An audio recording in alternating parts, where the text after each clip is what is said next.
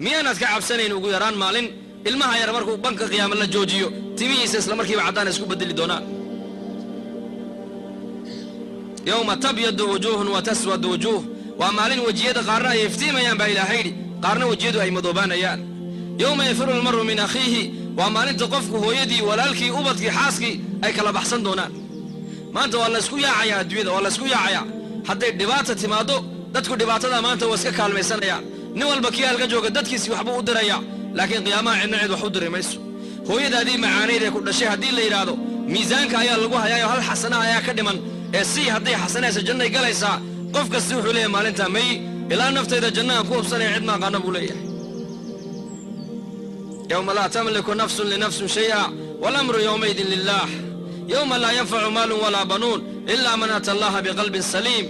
bale yawma laa yajzi waalidun can waladihi waa maalinta waalidku ilmihiisa wax u qaban karayn cunuguna abii waxba u qaban karayn qur-aanku maalinta aad buu uga warramay laakiin ayaa maanta kuwaan toobaya iyaase waru hayaba warkana ayuuba saameeyeyba maanta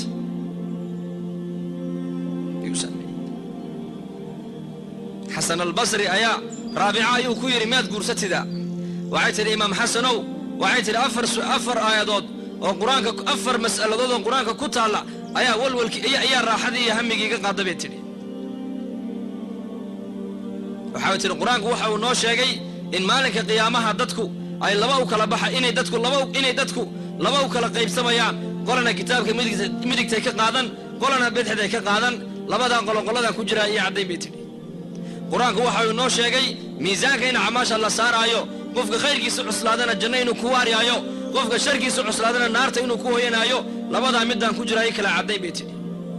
jidka siraadin la marayo qur-aanku ii sheegay dadna ay ku hoobanayaan jahannama dadna naarta u gudbayaan labadaa qoladaa ka mid aha iyo caddayn bay tidhi fariiqun fi ljanna wa fariiqun fi saciir baa la yidhe fariiqa aan ku jira ayaa ii caddayn bay tidhi waa raabica qofka meel u caddahay meeli ka madow dadka zamankan adduunyadan aan la weyn